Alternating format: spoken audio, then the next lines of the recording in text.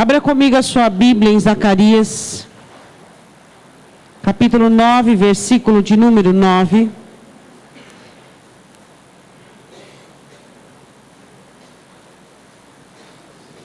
Zacarias, capítulo 9, versículo 9. Senhor Jesus é tudo aquilo que nós temos, tudo aquilo que nós necessitamos e tudo aquilo que nós precisamos em nossas vidas. Zacarias, capítulo 9, versículo 9. Amém. Jesus é a razão da nossa vida. É a razão do nosso existir. O Senhor Deus faz uma promessa sobre o Rei dos Reis e Senhor dos Senhores. E Ele diz em Zacarias 9:9, diz assim: alegra-te muito, tenha uma alegria abundante, se alegre bastante, ó filha de Sião, exulta, ó filha de Jerusalém. Eis que o teu rei virá a ti, justo, salvador, pobre, montado sobre um jumento e sobre um jumentinho, filho de jumenta. Amém? Podemos assentar.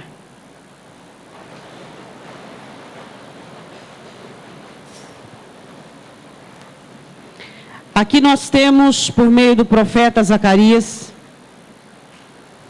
4 características sobre o Senhor Jesus Cristo, seu ministério e sua vida. Ele diz: o rei de vocês vai vir e ele virá. Quero que você olhe comigo no versículo 9, ele virá justo. Diga comigo, justo. Ele será salvador. Depois ele diz assim, ele será pobre.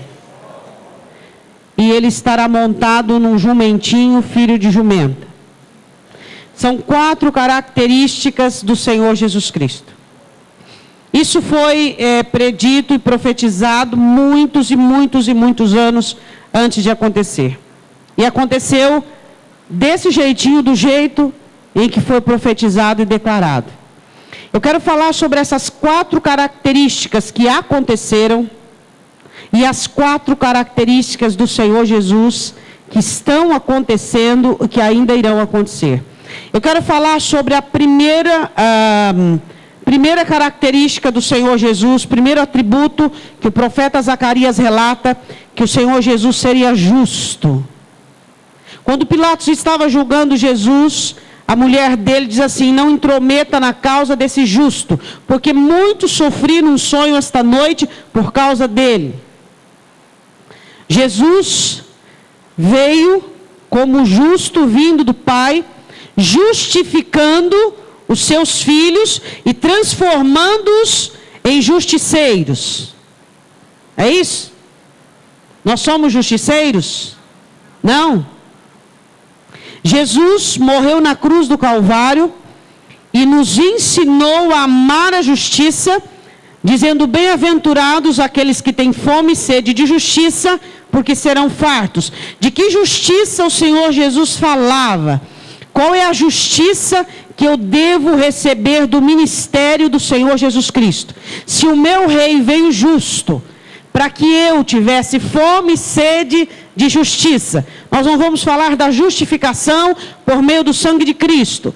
Nós vamos falar sobre a justiça que eu e você temos que buscar. A vida e a maneira correta que nós temos que fazer. Sermos justos é buscarmos a direção e as atribuições da palavra de Deus, que são claras e óbvias para mim e para você. Eu quero que você vá comigo em 1 Pedro. Vá lá.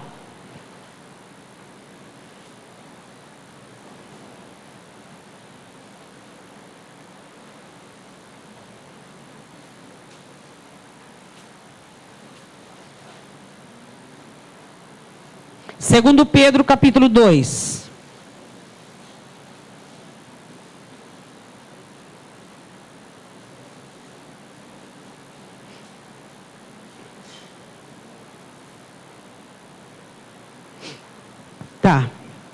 Eu quero que você pense comigo nesta noite, que o nosso Senhor Jesus é justo.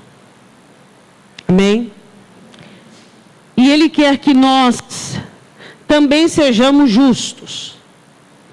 Onde é que o Senhor Jesus quer que você aplique justiça na sua vida? No quê? Qual o nosso proceder, do qual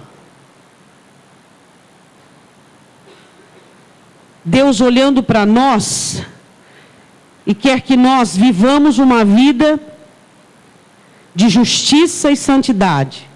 Que justiça é essa? Qual é noção? Não.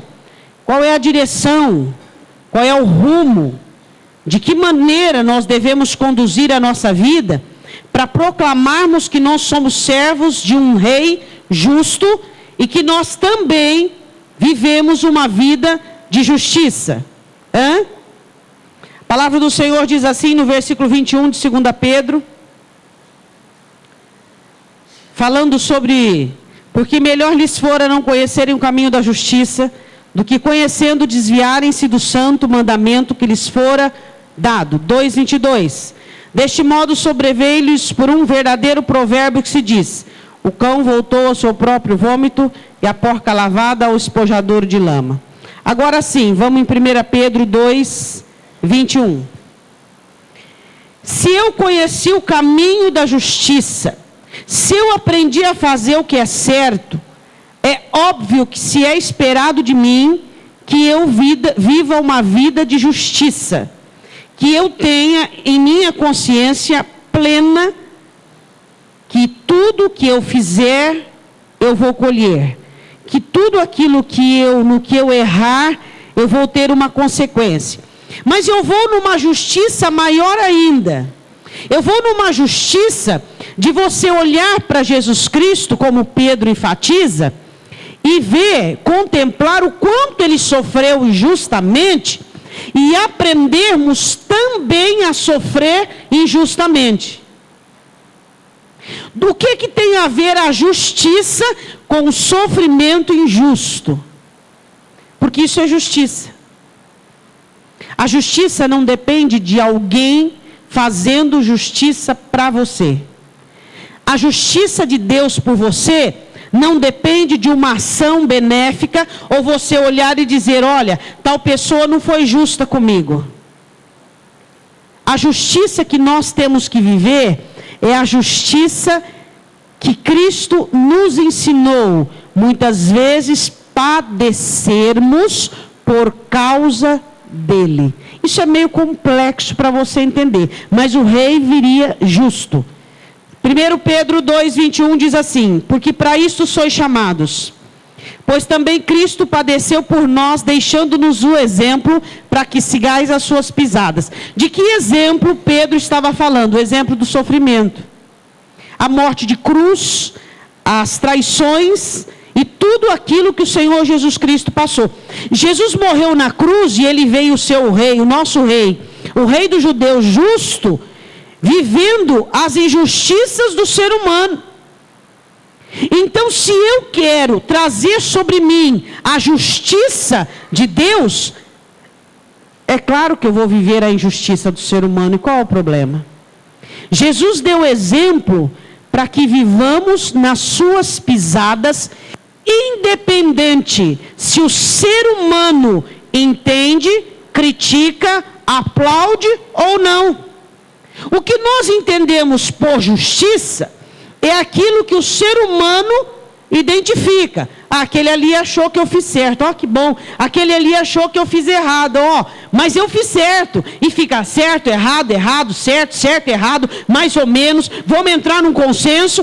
A questão é que a justiça, ela deve partir de você, do seu comportamento, daquilo que você olha e diz, isso aqui é certo, é isso que a Bíblia manda, é dessa maneira que a palavra do Senhor ensina. Pedro está dizendo que ele sofreu, e eu e você, o Senhor, o Rei justo, e eu e você também devemos aceitar o sofrimento, como parte do ministério do Senhor Jesus na nossa vida. Aí quando você começa a passar por uma injustiça, por uma perseguição, você já se ufana, já se rebela. Mas escuta, o que é justiça? Justiça é você ser injustiçado e continuar justo. Isso é justiça. Agora, quando você é injustiçado, e você se rebela, e você se revolta, e você põe as suas garras de fora, você deixou de ser justo, porque a sua justiça não era verdadeira. Sua justiça era apenas uma satisfação que você dá ao semelhante. Diga, eu entendi. Quando você tem a justiça do rei, quando você é justo, não importa se você é injustiçado, não importa se você não é compreendido, o que importa é o que existe dentro de você. O que importa é a quem você serve. O que importa é a característica primordial do seu rei. Ele é justo. E não é a injustiça que as pessoas cometem contra mim que vai me tirar do prumo, que vai me tirar da linha. Nada de injustiça que fizeram contra o Senhor Jesus fez com que ele cometesse nenhuma injustiça, porque ele é justo. Quem é justo não se desvia da justiça, porque recebeu injustiça. Quem é justo é justo. Ele é justo. Ele faz o correto, independente se ele é compreendido, independente do que for. É justo. O que é justo? Mas não é... Perdoar, não é justo, ele não merece. Eu sou justo, a ordem mandou perdoar, eu vou perdoar, eu sou justo. Eu não sou guiado por balanças humanas, eu não sou guiado por ideologias humanas, eu sou guiado pelo Rei justo, e eu sigo as pisadas dele. Diga amém. Versículo de número 22. O qual não cometeu pecado, nem na sua boca se achou engano, o qual quando injuriavam, não injuriava. Você entende o que eu estou dizendo? Ou será que nós somos movidos pelas atitudes alheias? Você é o que recebe do próximo. Você age segundo as pessoas agem contigo. Então você não tem um rei justo. O rei justo veio nos ensinar também a sermos justos. Jesus nos ensina a ser justo. Recebeu injúria, recebeu algo que não lhe é devido. Quieto.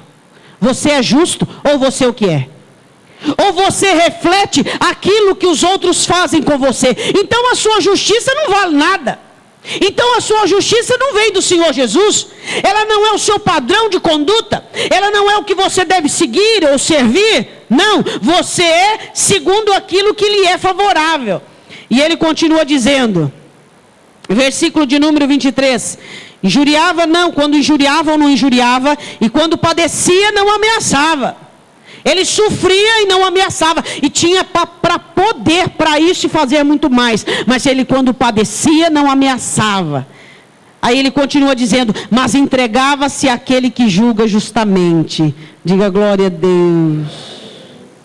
Deus é o seu juiz. E por que na igreja nós hoje temos uma gama muito grande de justiceiros? Não de justos. Justo é aquele que sofre, que padece e que segue as pisadas do Senhor Jesus e a exemplo do seu Cristo como ovelha muda diante dos seus tosqueadores. Esse é o justo. Esse é aquele que serve a um Deus justo. Agora o justiceiro é aquele que vive segundo o que lhe acontece. E a palavra do Senhor diz assim, versículo 24, levando ele mesmo em seu corpo os nossos pecados sobre o madeiro, para que mortos para os pecados, pudéssemos viver para a... Você e eu temos que viver para a justiça, para a santidade, para o compromisso. Ninguém deve mudar o curso da sua vida. Ninguém deve mudar as características. Se alguém conseguiu macular a sua vida espiritual, se alguém conseguiu mexer, mudar o seu curso, é porque o seu curso não era o curso que saiu da cruz para a glória. É isso que nós temos que entender. Nós precisamos compreender que Jesus Cristo morreu na cruz para que eu libertasse você, nós fôssemos livres do pecado para sermos servos da justiça. Esse Rei justo que nos libertou das trevas e nos fez livres para sermos servos da justiça. Não justiceiro, que aí já é outra mensagem. Servos da justiça. Você não tem que olhar o que o outro faz, se é certo e errado. Não, você tem que olhar o que você faz, se está dentro do princípio, se está dentro do movimento da palavra. E ele diz assim: e pelas suas feridas fostes sarados. Diga glória a Deus. Pergunta para o seu irmão o que tem essa última parte do versículo que é referência de Isaías 53 com o texto. Vamos ver se o seu irmão consegue entender. Pedro fala sobre a liberdade do pecado, ele fala sobre estarmos livres da condenação e para vivermos para a justiça. Por quê? Isaías 53 diz que o Senhor Jesus Cristo morreu na cruz para que nós fôssemos curados das nossas feridas. Vou dizer uma coisa para você. Se você tem uma ferida, seja ela de qualquer maneira, você não vai conseguir alcançar uma vida de justiça que é dita na palavra. Se você tiver ainda uma ferida de mágoa, de ressentimento, de amargura, de uma compensação do passado, ou seja, qualquer outro tipo de coisa, você nunca vai conseguir ter uma conduta própria, olhando para Jesus e praticando, olhando para Jesus e praticando, olhando para Jesus e praticando. Será impossível você ser servo dele. Por quê? Porque você será mobilizado, você se moverá pelas suas feridas. Nenhum soldado ferido consegue permanecer na zona de guerra. Então Pedro diz: se vocês continuarem feridos, vocês não conseguirão viver para a justiça, vocês não conseguirão fazer o que é certo, vocês serão movidos e vocês serão levados a fazer aquilo que a circunstância condiciona, aquilo que o semelhante determina. Deu para você entender? Diga: o meu rei é justo. Eu quero dizer uma coisa para você. Você foi escolhido, diz Pedro, e chamado para viver para a justiça. Você tem que ser justo.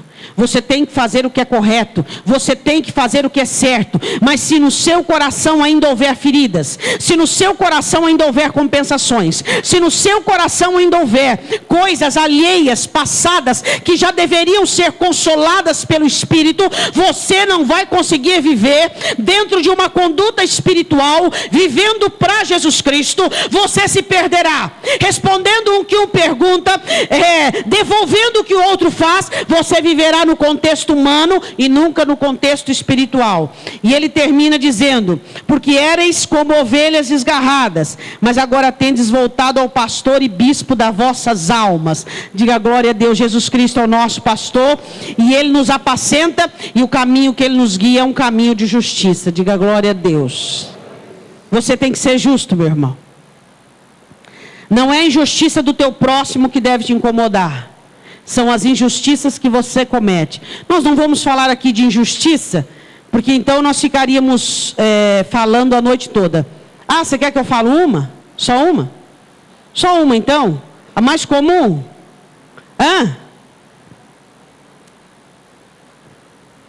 Pai nosso que estás no céu, santificado seja o teu nome, venha a nós o teu reino, seja feita a tua vontade, assim na terra como nos céus.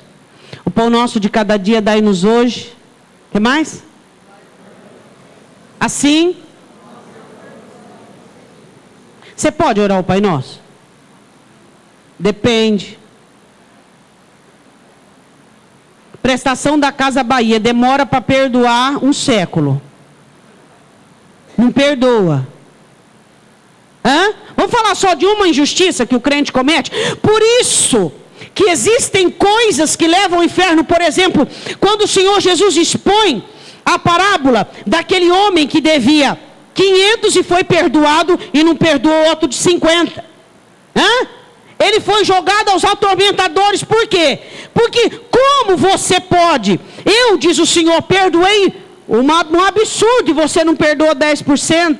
Uma das injustiças que nós cometemos é a falta de perdão. Só uma. Só essa aí já está bom. Você tem que ser justo.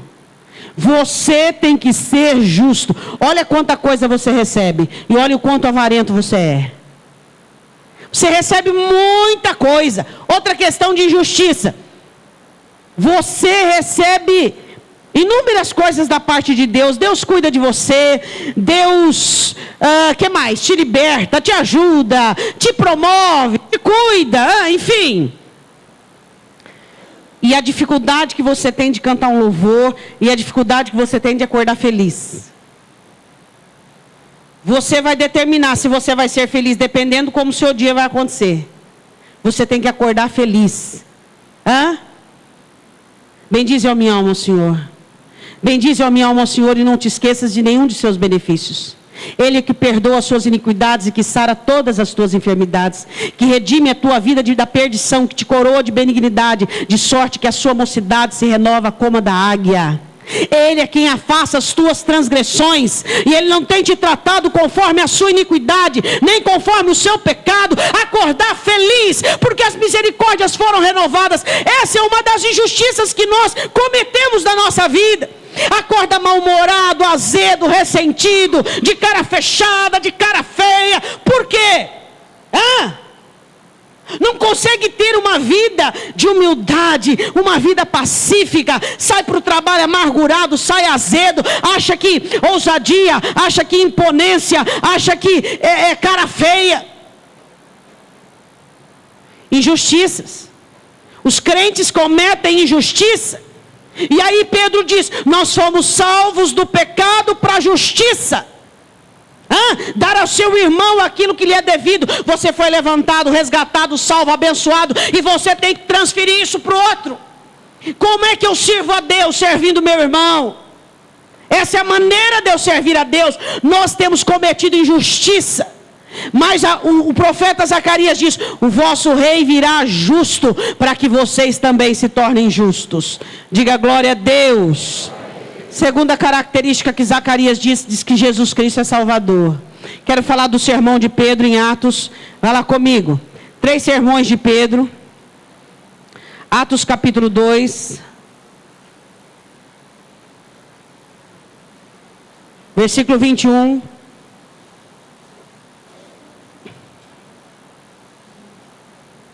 Esse é o discurso dele com respeito ao Pentecoste. Atos 2, 21.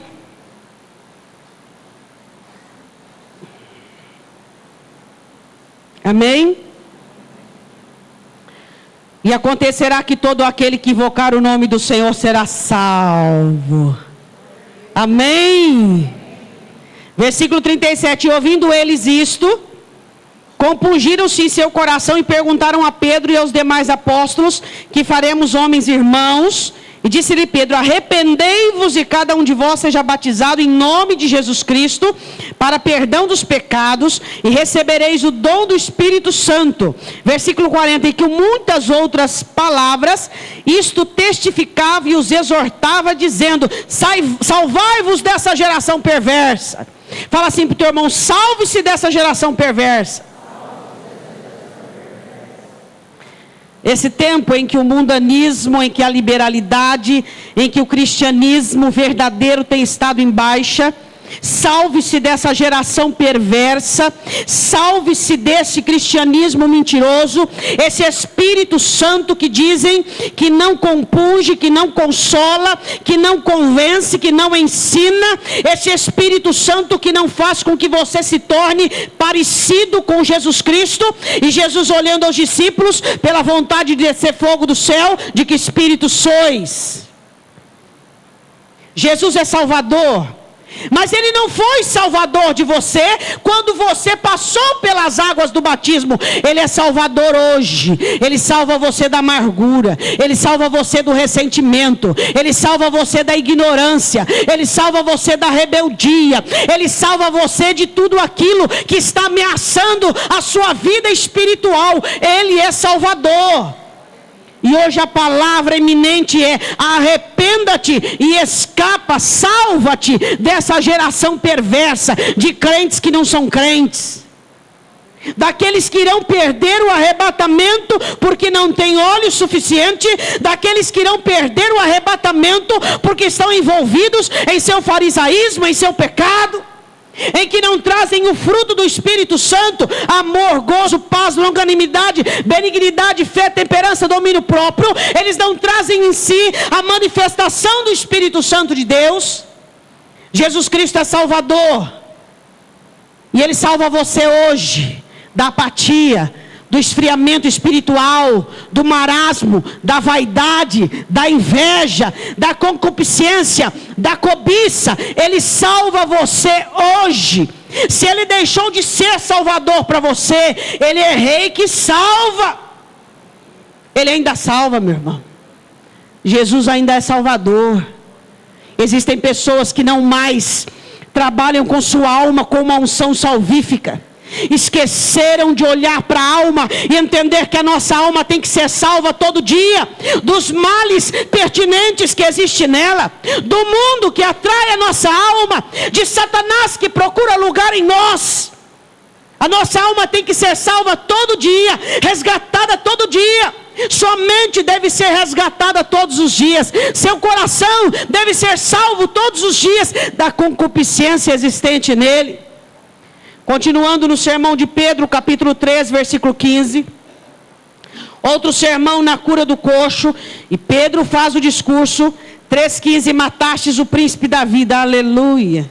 Se a sua vida tem um outro principado, você é uma pessoa infeliz, porque Jesus é o príncipe da vida, é a razão de nós vivermos, ao qual Deus ressuscitou dentre os mortos, do que nós somos testemunhas, e pela fé no seu nome fez fortalecer a este que vedes, e conheceis sim a fé que vem por ele, deu a este na presença de todos vós esta perfeita saúde. Versículo 19: arrependei-vos, pois, para que sejam apagados os vossos pecados, e venham assim os tempos de refrigério pela presença do... Glória a Deus. Arrependei-vos. Sabe quando Jesus é o seu Salvador? Não porque você foi batizado dia tal, ano tal, por quem?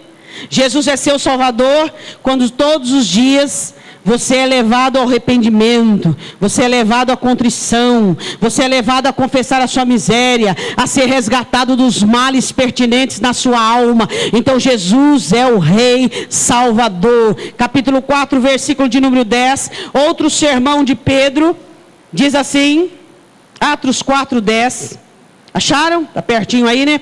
Sejam conhecidos de vós todos e de todo o povo Israel, aleluia, que em nome de Jesus Cristo Nazareno, aquele a quem vós crucificastes e a quem Deus ressuscitou dentre os mortos, em nome desse é que estes são diante de vós. Ele é a pedra que foi rejeitada por vós, edificadores, a qual foi posta por cabeça de esquina. Agora presta atenção no versículo 12. E nenhum outro há salvação.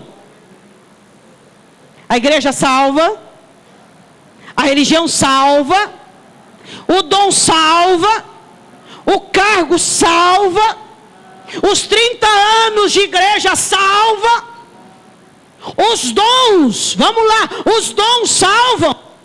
Diga, meu irmão, salva. Quem é que salva?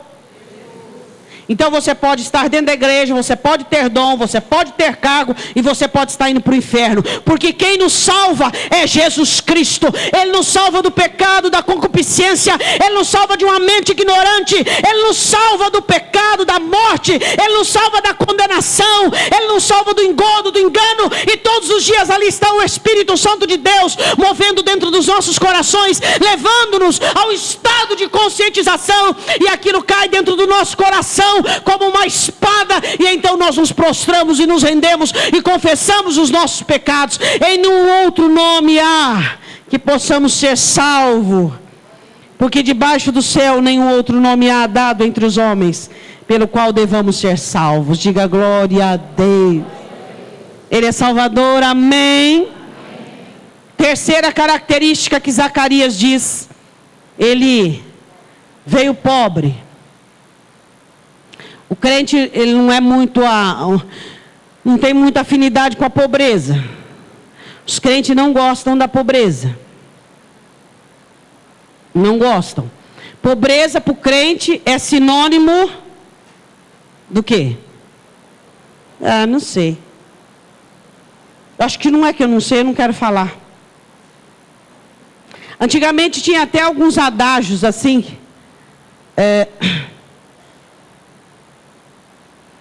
Eu também esqueci o adágio, é negócio de carro, de adesivo de carro. Acho que isso também não é importante.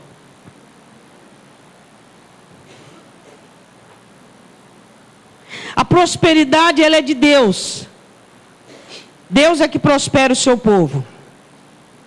E Deus prospera o seu povo para que o seu povo tenha mais tranquilidade, tenha mais paz, tenha mais tempo, tenha mais saúde, mais condições para quê? Para quê? Para servi-lo. Não é isso que Deuteronômio 8 diz? Eu vou fazer bem para vocês, vou colocá-los numa terra que emana leite e mel. Uma terra abençoada.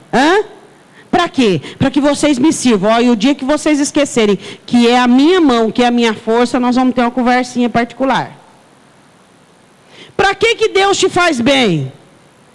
Para que você chegue na igreja, para amá-lo, para adorá-lo, para que você caminhe nas ruas feliz. Mas sabe qual que é o problema do ser humano? O ser humano não consegue estar contente com nada.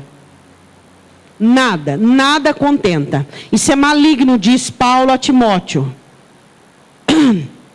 Não está contente. Ele quer se entregar a essa busca por riqueza. Essa busca, porque é o seguinte, Deus dá, você não precisa buscar. Existe uma diferença muito grande. Deus, ele dá a quem quer, ele prospera a quem quer. Você não precisa buscar. Porque o que você tem que buscar é o reino dos céus. Qual a diferença do trabalhador e do que busca a riqueza? O trabalhador é fiel, é servo de Deus, trabalha, Deus prospera. E o que busca a riqueza? Vive atormentado, vive destruído, vive com a cabeça ruim, vive perturbado, não tem ânimo para nada. Tendo, porém, sustento e que com cobrirdes, estejamos com isso contentes. Mas os que querem ser ricos caem em tentação, em laço, em muitas concupiscências loucas e nocivas que submergem os homens à perdição e à ruína. Por amor ao dinheiro, porque o amor ao dinheiro é a raiz de toda espécie de males, e nessa cobiça alguns se desviaram da fé e transpassaram a si mesmo com muitas dores. Você, diz Mateus capítulo 6... buscar em primeiro lugar o reino dos céus e as demais coisas vos serão acrescentadas. Você não tem que ser um caçador de riqueza. As bênçãos é que te acompanharão. Não é isso que diz em Deuteronômio? É as bênçãos que te acompanharão. Você não tem que ser um caçador. Sua família vai embora, sua saúde vai embora e sua vida vai embora. Lucas capítulo 4, versículo 18. Deus tem alguma coisa em prosperar você? Contra? Não. Por que Deus quer prosperar o povo dele? Para que o povo dele tenha condições de servir melhor. Mas acontece o contrário, quanto mais o crente prospera, menos tempo ele tem para Deus. É ou não é?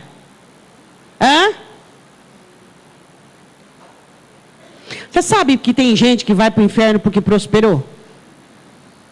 Verdade. Quando ele era funcionário, ele tinha tempo para orar, ele tinha tempo para ler a Bíblia. Eu não estou generalizando, dizendo que é todo mundo, não é todo mundo, estou dizendo alguns. Ele tinha tempo para ler a Bíblia, ele vivia com aquela quantidade que ele ganhava, tudo administradinho, contadinho, certinho. Aí um dia ele quis ser profissional liberal, patrão. Hoje ele é patrão, prosperou, melhorou, cresceu, Deus honrou. Só que hoje ele não tem tempo para Deus, ele não tem tempo para nada, para nada, para nada. Aí você pergunta, essa prosperidade foi bênção ou foi maldição? Responda. E aí? O que é que vale mais? O que é que vale mais? Lucas capítulo 4, versículo de número 18. O Espírito do Senhor é sobre mim, pois que me ungiu para evangelizar os... Jesus uma vez disse assim que é mais fácil um camelo entrar por um fundo de uma agulha do que um rico entrar no céu, né?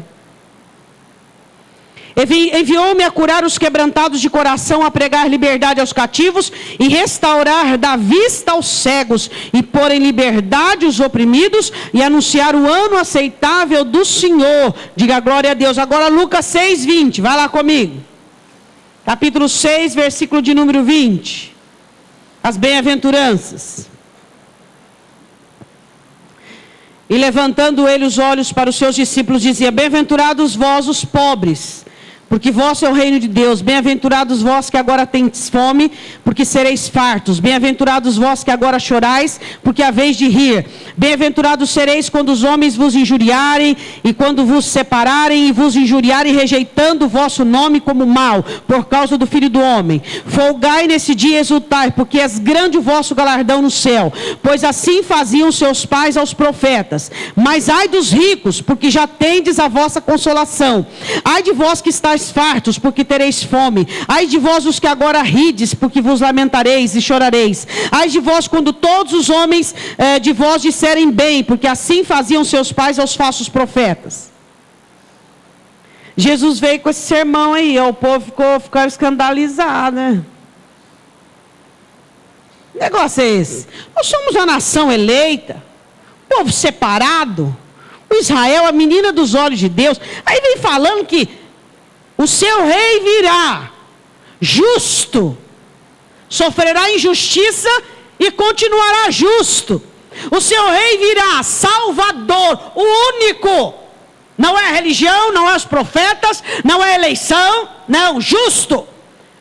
O seu rei virá salvador, e o seu rei virá pobre. E ele pregava para os pobres e falava da pobreza, e o povo não gostava como não gosta hoje. Não gosta. Você é rico, você tem que ter muito mais preocupação do que os pobres da igreja. Muito mais. Por quê? Porque os ricos que agora riem, desfruta, quando vão salvar a alma para quê? Que salvar a alma? Não, eu estou de boa, estou próspero, estou abençoado, sou rico, para quê? Esse negócio de chorar por alma, esse negócio de interceder. Jesus diz: ó, cuidado, você já está tendo consolo agora, hein? Depois, não é verdade? Ele veio pobre. Lucas 7:22. O João Batista manda perguntar, que tu és aquele que havia de vir. Jesus diz em versículo 22, disse-lhes, Jesus responde, então Jesus disse-lhe: ide anunciar a João o que tendes visto e ouvido, que os cegos vêm, os coxos andam, os leprosos são purificados, os surdos ouvem, os mortos ressuscitam e...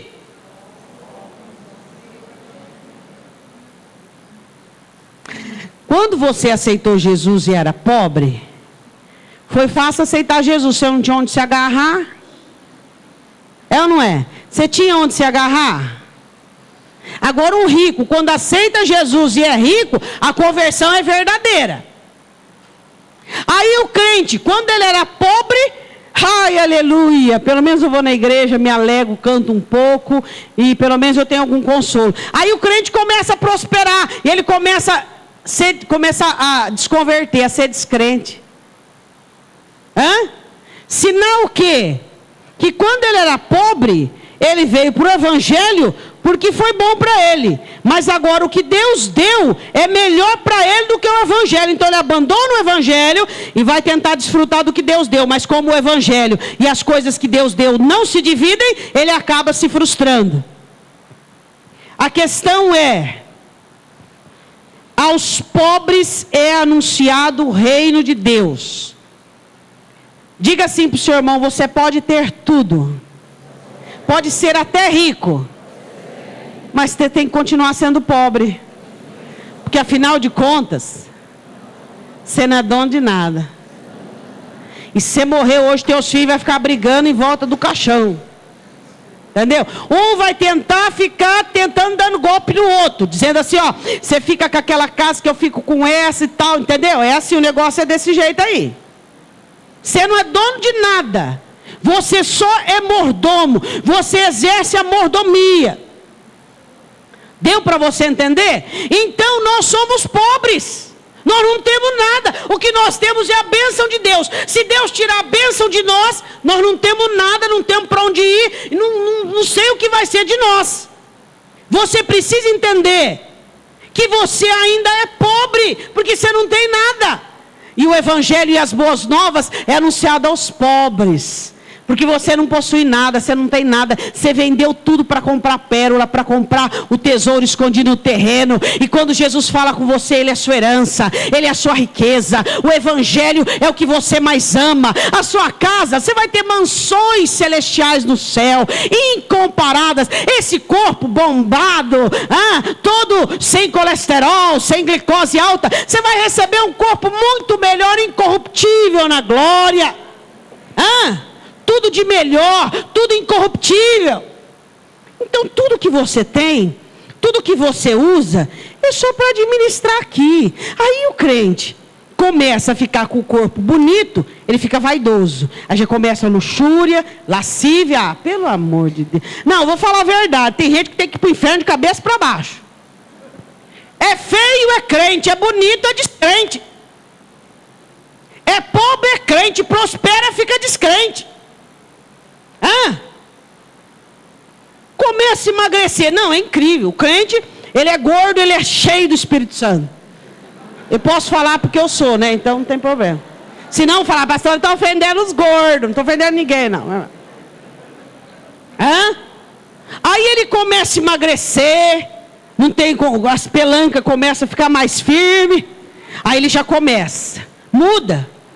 Você tem cabeça ruim? Sua cabeça é ruim? O que você tem na sua cabeça? Já começa a ficar com vaidade. Já começa a querer. Aquele homem olhou para mim. Aquela mulher. Pelo amor. Glória a Deus, ao Espírito Santo de Deus. Se fosse nós, não arrebentava tudo.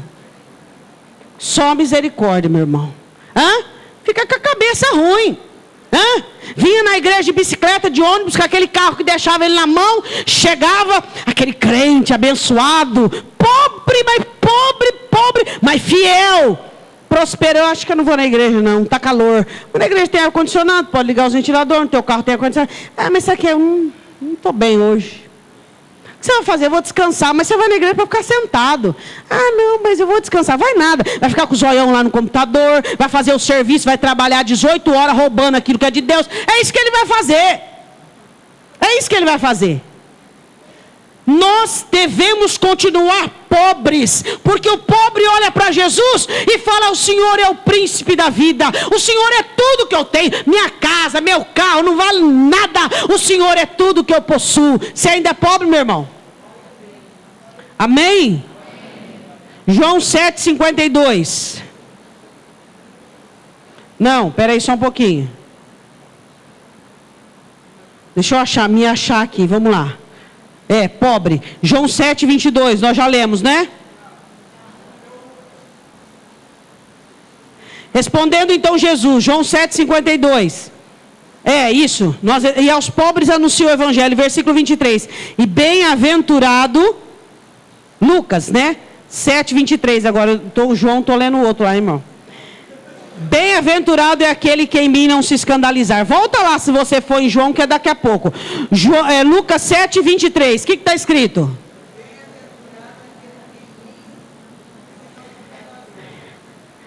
Por quê? Porque Jesus veio morar dentro do coração que é pobre. Jesus, eu sou pobre, eu não tenho nada. Eu não tenho família, a família é tua, só dá desgosto. E quando dá alegria para a tua glória, só dá trabalho. Um filho, um problema, 2 filhos, 2 problemas, 3 filhos, 3 problemas. E quando dá alegria, Senhor, é para a tua glória. Quando dá problema, eu tenho que resolver, orar, chorar. E casa, isso aqui é tijolo. E carro é feito. Mas a única coisa que eu tenho, Senhor, eu sou pobre. É ou não é? Somos pobres, meu irmão. Amém? Agora sim, João 7,52. João capítulo 7, versículo 52.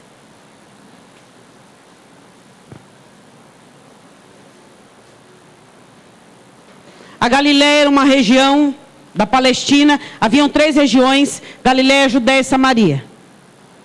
E a Galileia era uma região onde o mar da Galileia ali, e as profissões que mais pertinentes e existentes eram fazedores de barco, agricultura, eram o cortiço que fazia, mexia com couro de animais e tingimento de tecidos. Eram as profissões, o curtume, né? Aí disseram assim, pode vir alguma coisa boa da Galiléia? Os israelitas, os judeus, esperavam um rei que fosse o quê? Você já sabe, né? Filho de um carpinteiro? Da Galiléia. A Galiléia era tida como uma região de mistura. O povo era misturado. Era judeu junto com gentio. E aí disseram assim no versículo 52 de João 7. Responderam eles e disseram, és tu também da Galiléia?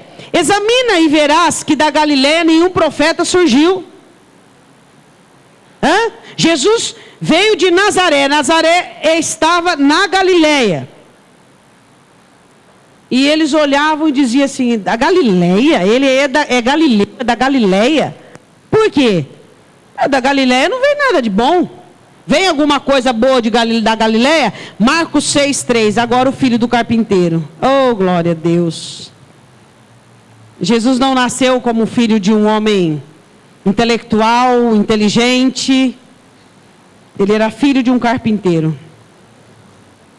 Marcos capítulo 6, versículo 3. Ele era pobre. Pobre. Um homem pobre. Como o rei pode ser pobre? Porque o governo do Senhor Jesus veio alcançar as almas. E até hoje os crentes confundem o governo de Jesus. Alguns crentes acham que Jesus entrou na vida dele para prosperar ele e não para salvar. Não é impressionante isso? Não é este o carpinteiro, Marcos 6,3, filho de Maria, irmão de Tiago, e de José, e de Judas, e Simão, e não estão aqui conosco suas irmãs? Ele diz lá em Lucas, bem-aventurados que não se escandalizam de mim. E se escandalizavam dele. Como pode ele falarem que ele é profeta, que ele é filho, que ele é o Messias? Esse homem veio da Galiléia, onde uma região onde se tem mistura. Esse homem é carpinteiro. Como que ele pode se dizer? Porque o seu rei virá pobre. E o rei pobre tem ensinamentos e direcionamentos para os pobres. Humilha, carrega a sua cruz, anda a segunda milha, vira a face. Este é o rei que veio justo, salvador, pobre e montado em um jumentinho. Diga glória a Deus. Mateus capítulo 21. Ele veio montado em um jumentinho. Mateus capítulo 21. Versículo de número 1. Você sabe que o jumento era um animal de carga, um animal humilde, manso. E a simbologia de Jesus entrado sobre um jumento, o rei de Israel, entrando em Jerusalém em um jumento, em um animal de carga, tipificando que Jesus Cristo é o servo. Você é servo, meu irmão? Você entende que a sua vida só tem razão se for para servir? De que maneira você serve a Deus? Olha para o lado. Servindo o seu irmão. A maneira que eu sirvo a Deus é servindo o meu irmão, pondo nas costas, carregando, enxugando as lágrimas, consolando, suportando, consolando, ajudando o meu irmão. E Jesus entra em Jerusalém, conforme a profecia de Zacarias, Mateus 21, 1. E quando se aproximaram de Jerusalém, chegaram a Betfagé, ao Monte das Oliveiras, enviou então Jesus 2 discípulos, dizendo-lhes, ide à aldeia que está desfronte de vós, e logo encontrareis uma jumenta presa, e um jumentinho com ela, desprendei-a e trazei-mos. E se alguém vos disser alguma coisa, direis que o Senhor os há de mister, e logo os enviará. Ora, tudo isso aconteceu para que se cumprisse o que foi dito pelo profeta, que diz... Dize a filha de Sião, foi o texto que você leu inicialmente, eis que teu rei vem a ti, manso, assentado sobre uma jumenta. O jumento é um animal manso, indicando o servo que era Jesus. A mansidão, Jesus diz, Vinde a mim os que estão cansados e sobrecarregados, que eu vos aliviarei. E aprendei de mim que sou manso. Você é manso e humilde? Os servos do rei que entrou em Jerusalém montado em um jumento tem que ser manso e humilde. Não são prepotentes, não são soberbos, não tem o rei na barriga, tem o rei no coração. Você tem o rei na barriga ou o rei no coração? Eu sei que você tem barriga para ter rei, rainha, vassalo, igual eu, alguns de nós. Mas eu quero dizer, se você tem coração para o governo e para o principado de Cristo, essa é a situação. O rei que veio justo, salvador, pobre, manso, humilde. Ele veio para nos ensinar a mansidão. Por que tem casamento desfeito? Falta de humildade e mansidão. Por que existe rebeliões, dissensões, contendas e facção? Falta de humildade, falta de mansidão. Hoje você quer ofender um crente, você fala para ele, irmão, você tem que ser humilde. Parece que você está xingando ele. Ser manso e ser humilde é o que nós precisamos ser. Jesus diz, aprendam de mim que sou manso e humilde. Mas o crente com o nariz empinado, achando que pode, que é, que faz, que acontece. Você acha que o rei dele é Jesus? Não. Porque o pai da soberba não é Jesus, o pai da soberba é o diabo. Começou lá no céu, com a facção. Aí diz assim, parte do versículo 5, sobre um jumentinho, filho de animal de carga. Exemplificando Jesus, levando sobre si os nossos pecados, os nossos fardos. E nós também temos que carregar a nossa cruz, e muitas vezes levarmos injustiça, e muitas vezes carregarmos pessoas, e muitas vezes suportarmos situações. Você precisa ser mais forte, você precisa aguentar mais. Tem gente que qualquer coisinha já arrebenta, qualquer coisinha já perde o tino, já desequilibra. Sabe o que é, pastor? Eu tenho estupim curto.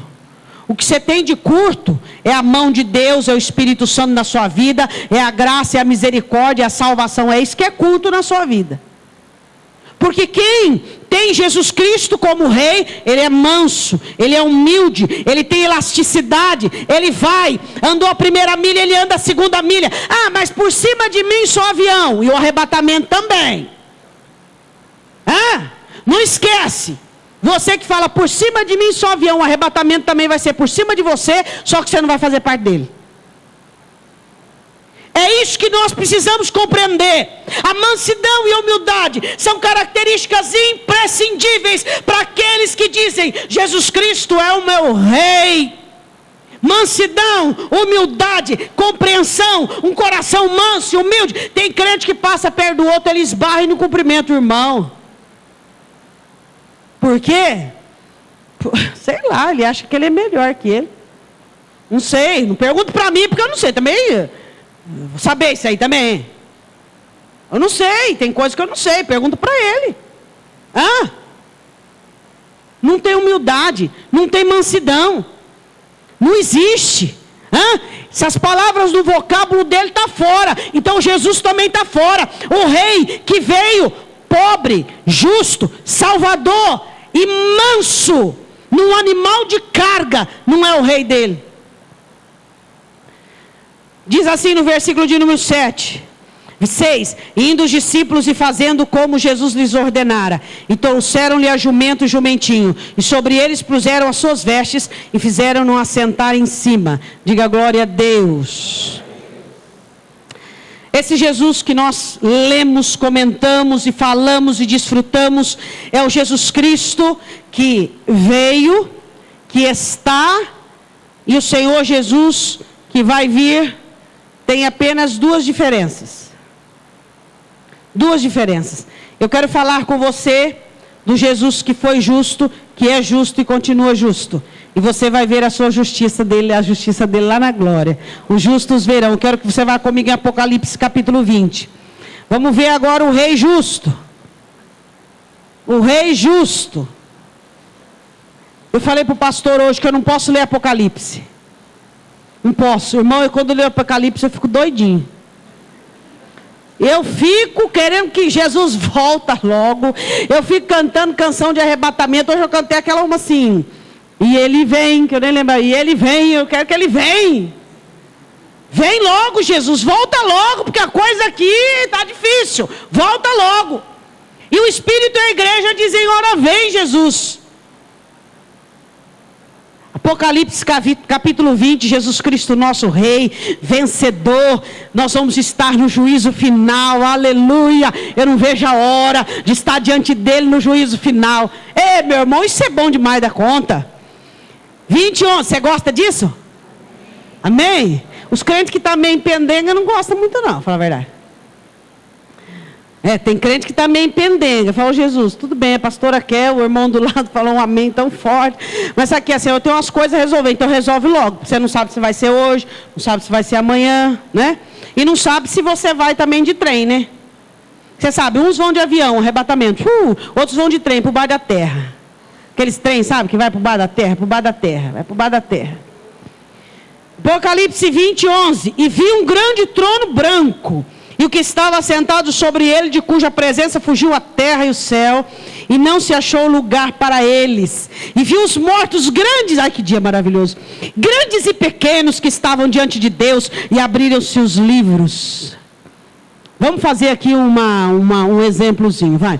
Livro das palavras que você disse, nenhuma palavra que você diz ociosa, pelo amor de Deus, vai abrir o livro lá, tudo que você falou. Livro das atitudes, vamos dar um exemplo aqui. Tem os livros, tá? Mas vamos dar um exemplo. Livro das obras que você fez. Estive preso, estive nu, estive doente. Vamos lá, vamos ver se tem seu nomezinho lá. Vamos lá. Livro de evangelizar. A seara é grande, os ceifeiros são poucos. Vamos ver, vamos ver. E abriram-se os livros, e abriu-se outro livro, que é o da vida. E os mortos foram julgados pelas coisas que estavam escritas nos livros segundo as suas. O justo, hoje é advogado, mas naquele dia vai ser juiz. E ele vai julgar, segundo a sua intenção. Senhor, eu fiz muita coisa assim, não pratiquei a palavra, né? Mas eu tinha intenção boa, hein? A minha intenção era de primeira. Hein? E ele diz assim, segundo as suas obras, mas não as obras que eu vejo, que o irmão vê, mas as obras que ele vê, as obras que você faz aqui dentro. E deu ao mar os mortos que nele havia, e a morte e o inferno deram os mortos que neles havia, e foram julgados cada um segundo não segundo as intenções, não segundo a particularidade do que pensa, do que acha, mas segundo as obras, pelos vossos frutos conhecereis. É fruto, é o fruto, é o que eu faço, é o que você faz, que vai determinar quem somos. Você não é o que você pensa que você é, meu irmão. Você é o que você faz. O que você faz é a sua verdade. Às vezes você pensa coisa boa, tem intenção boa, mas você faz coisa errada. Então você vai dizer que você é o que você pensa? Não, você é os seus frutos, e é por isso que você vai ser julgado. E ele diz assim, e a morte e o inferno, versículo 14, foram lançados no lago de fogo. Esta é a segunda morte. E aquele que não foi achado escrito no livro da vida, foi lançado no lago de fogo. O nome escrito no livro da vida. Aquele que olha para Jesus e diz assim, o Senhor Jesus é o meu caminho, a minha verdade e a minha vida. Versículo de número 8, capítulo 21, 8. Capítulo 21, versículo 8. Mas quanto aos tímidos, aos incrédulos, aos abomináveis, aos homicidas, aos que prostituem, aos feiticeiros, aos idólatras, aos mentirosos, a sua parte será no lago que arde com fogo e enxofre. Essa é a segunda morte. O nosso rei é justo, ele vai nos julgar segundo as nossas obras. Falando em obras, como é que você está de obra, meu irmão? Segundo as nossas obras. Eu tive uma intenção, eu era, segundo as suas obras, aquilo que você faz no Senhor. Este é o nosso Rei justo. Salvador, Apocalipse capítulo 12, nós falamos que Jesus Cristo é Salvador, e nenhum nome há que se nomeie nesta terra, pelo qual devamos ser salvos. Apocalipse capítulo 12, versículo de número 10, diga glória a Deus. E eu vi uma grande voz no céu que dizia: agora é chegada a salvação e a força e o reino do nosso Deus e o poder do seu Cristo, porque já o acusador de nossos irmãos é derrubado, o qual diante do nosso Deus os acusava de dia e de noite. Quem é que acusa os irmãos? O diabo. O diabo e uns irmãos também, né? Tem uns irmãos que dão alguma folga pro diabo, pros infernal lá, e diz: não, pode deixar que agora é comigo, eu sei acusar ele aí, eu sei de um assunto podre dele que pode deixar comigo. O diabo é nosso acusador. Eu fico olhando para as famílias, eu fico observando quanta acusação, marido acusa a esposa, acusa, não pode ver uma coisinha para levantar. Irmãos, quem é teu acusador é o diabo. E Jesus, o que fez? Te dá poder para vencer. O sangue de Cristo te dá poder para vencer a acusação. Jesus Cristo é Salvador. Versículo 11: e eles o venceram pelo sangue do Cordeiro. Você vence Satanás e a acusação dele pelo sangue dele e pela palavra do seu testemunho, e não amaram as suas vidas até a morte. Diga glória a Deus. Jesus Cristo é nosso Salvador. É Ele quem fecha a boca do diabo. É Ele quem é seu advogado. E lá na glória, Ele vai apresentar-se como Salvador, o seu Salvador, e apresentar uma multidão diante do Pai. Aleluia. Jesus Cristo veio pobre. Falamos, não falamos? Agora não é mais. Agora Ele é rei. Rei.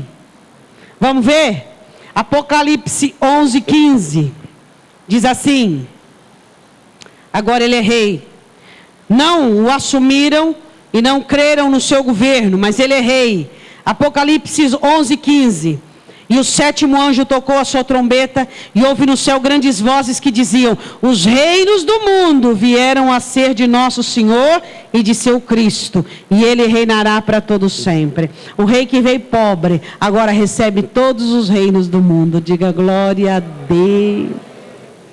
E ele diz ainda: e os 24 anciãos que estão assentados em seus tronos diante de Deus, prostraram-se sobre os seus rostos, adorando a Deus, dizendo: graças te damos, Senhor Todo-Poderoso, que és, que era e que há de vir, que tomaste o teu grande poder e reinastes. E iraram-se as nações e viram a tua ira, e veio a tua ira e o tempo dos mortos para que sejam julgados, e o tempo de dares o galardão aos profetas teus servos, aos santos e aos que temem o teu nome, a pequenos e grandes, o tempo de destruíres os que destroem a terra.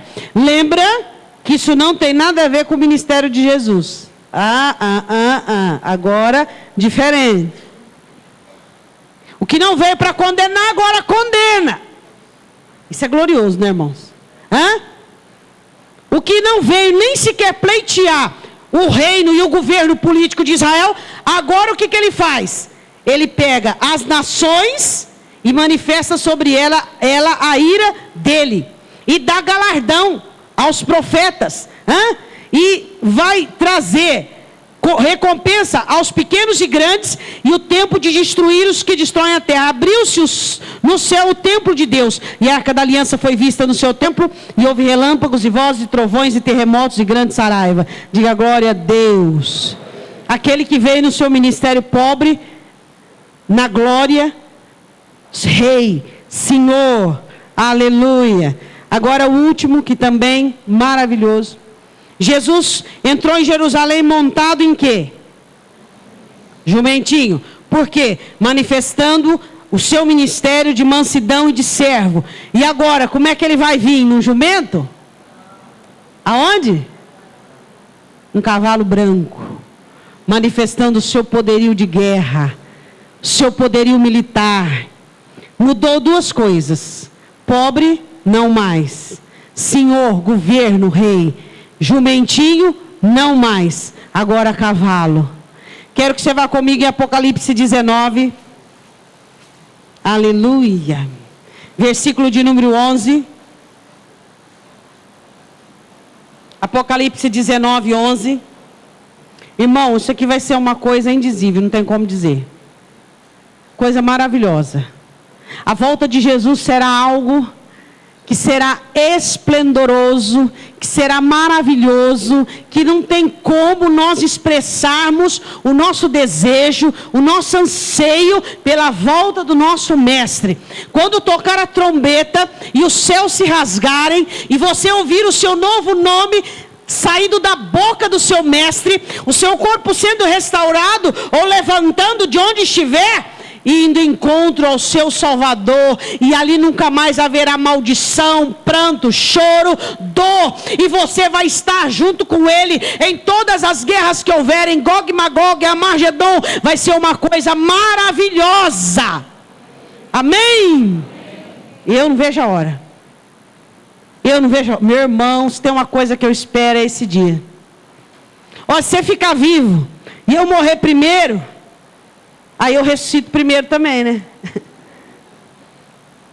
A coisa interessante é, irmãos, a preciosidade que é saber daquilo que nós vamos fazer parte, porque já fazemos parte. A gente sonha com isso. É a mesma coisa você ver um membro de uma família não fazendo parte daquilo que acontece. A mãe adoece, o filho, o cônjuge não está nem aí. Não, todo mundo sofre. O reino de Deus, nós que fazemos parte dele, nós sonhamos com a vinda do Senhor Jesus. Nós sonhamos com o tribunal. Nós sonhamos em receber o nosso galardão, sermos julgados segundo as nossas obras. Nós sonhamos estarmos nessa batalha maravilhosa junto com Cristo. Isso alegra o nosso coração de tal maneira que você, pelo Espírito Santo, jubila, alegra. Esse mundo, você não tem nada mais com esse mundo, meu irmão. Esse mundo não tem mais nem eu nem você, diga amém. Deve ter alguns TJ no nosso meio. Isso sempre tem, né, meu irmão? Apocalipse 19:11, e vi o céu aberto, e eis que um cavalo branco, e o que estava sentado sobre ele chama-se Fiel e Verdadeiro, e julga e peleja com justiça. Quem é ele? Que visão maravilhosa.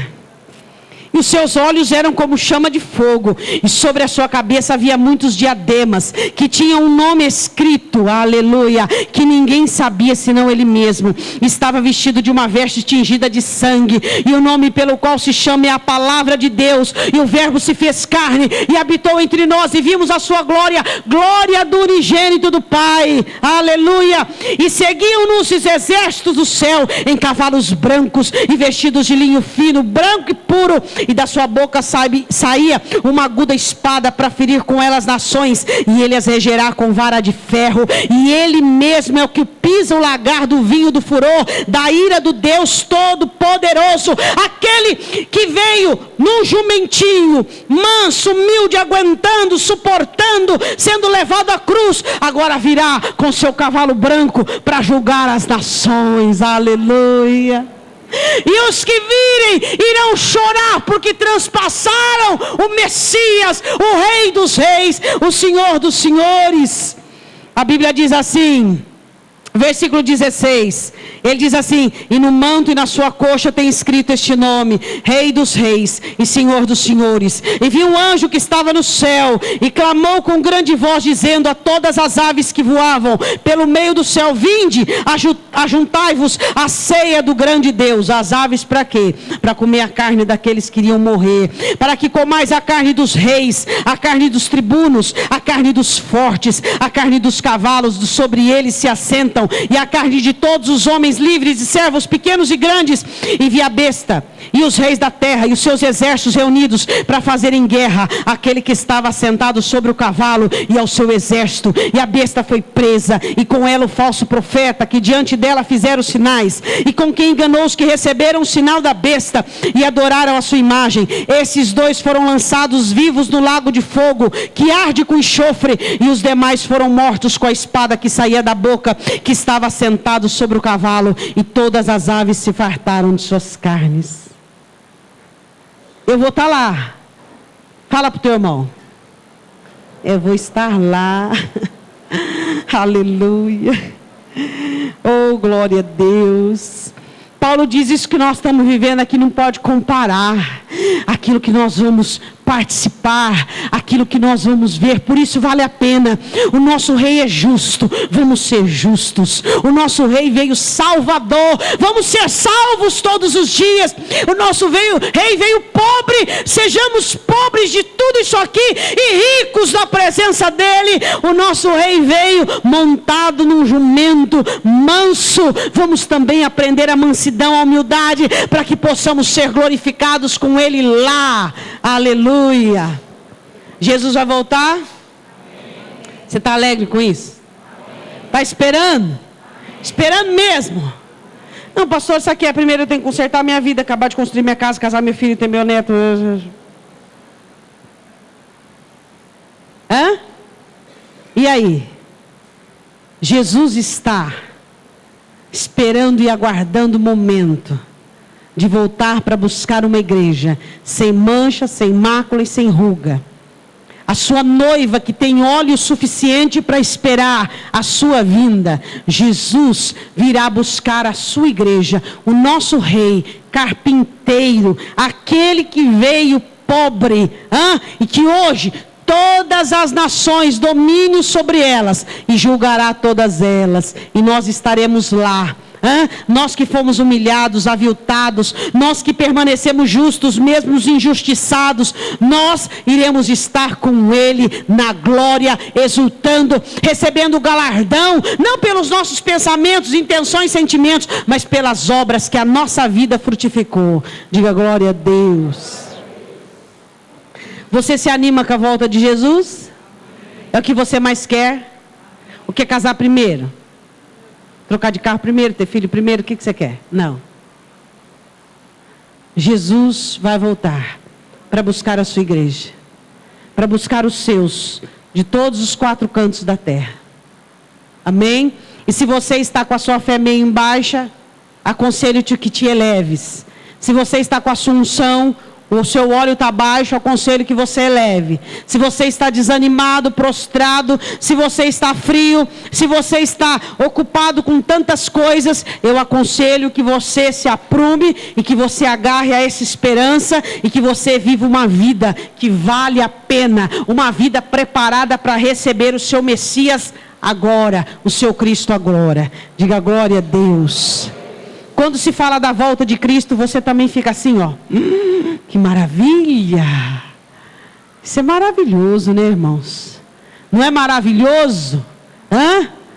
Ter essa esperança, ter alegria, ter esse júbilo, que o Senhor Jesus vai chamar o seu nome e você vai para o céu para sempre, eternamente. Isso é maravilhoso.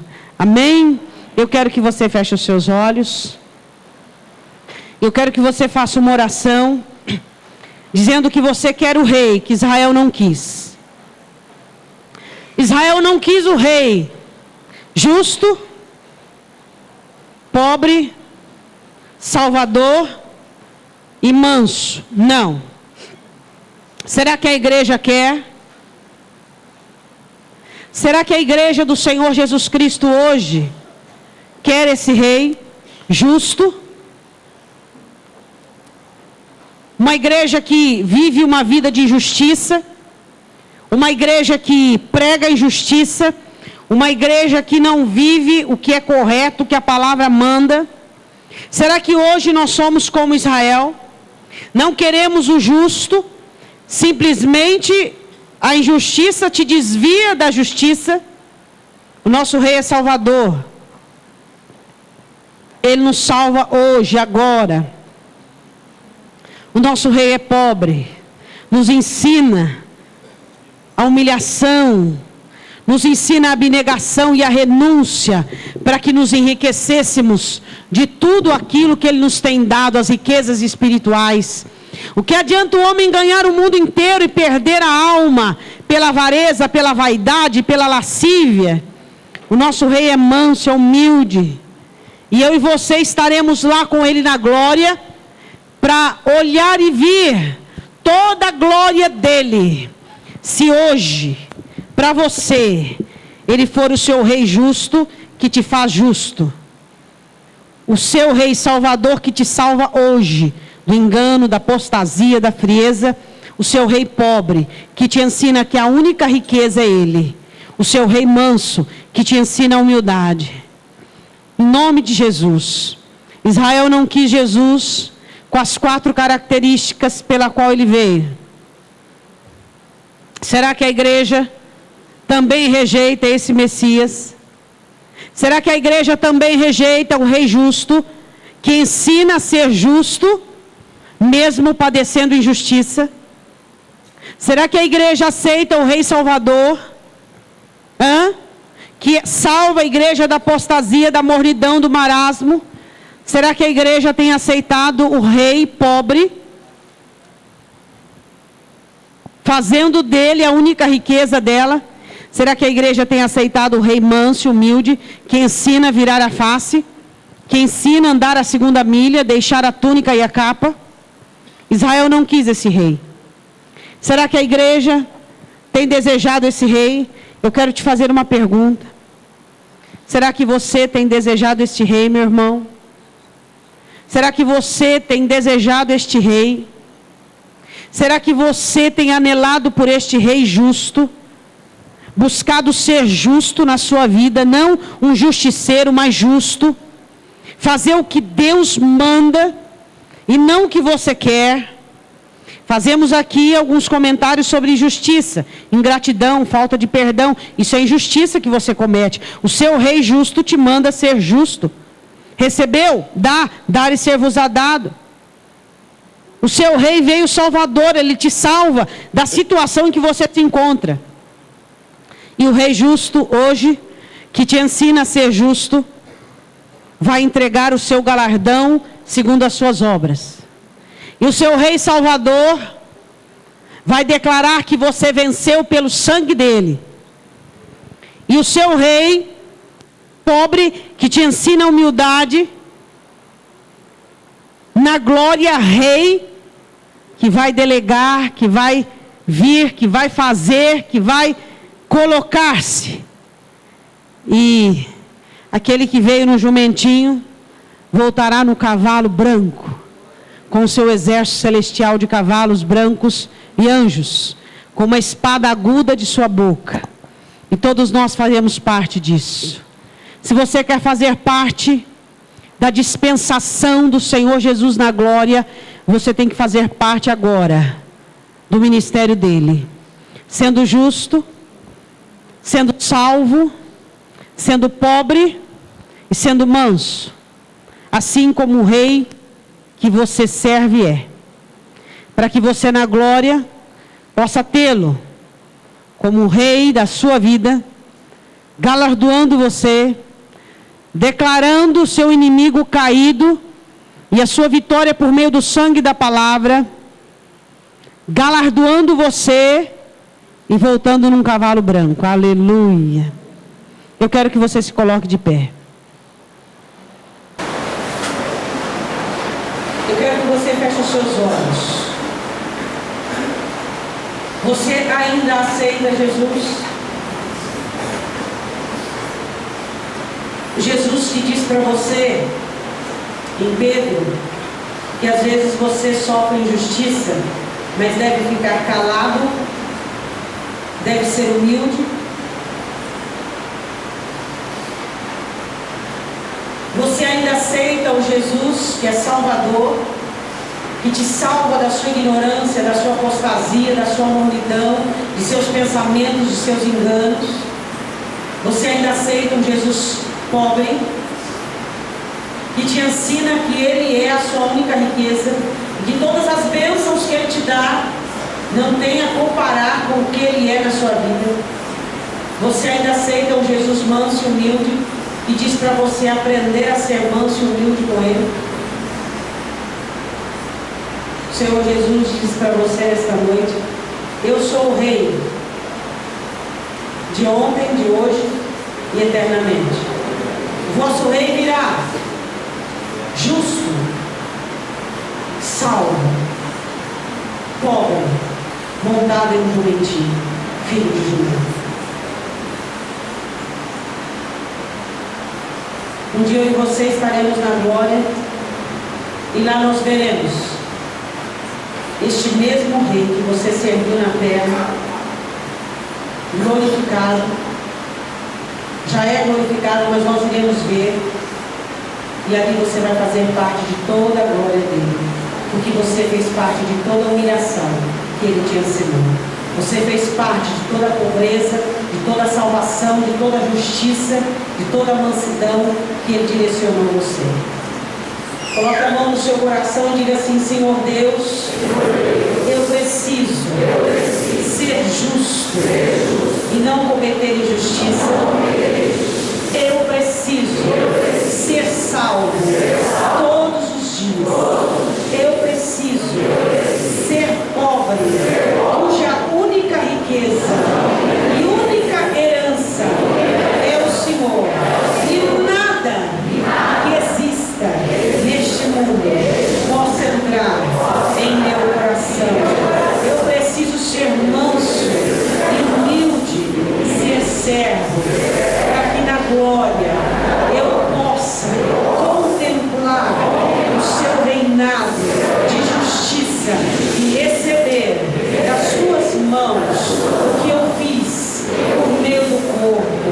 Eu preciso enxergar o meu Salvador na glória, destruindo todo o acusador. Eu preciso ver na glória o meu reino sobre todas as nações, e eu preciso contemplar o meu rei e o seu cavalo branco.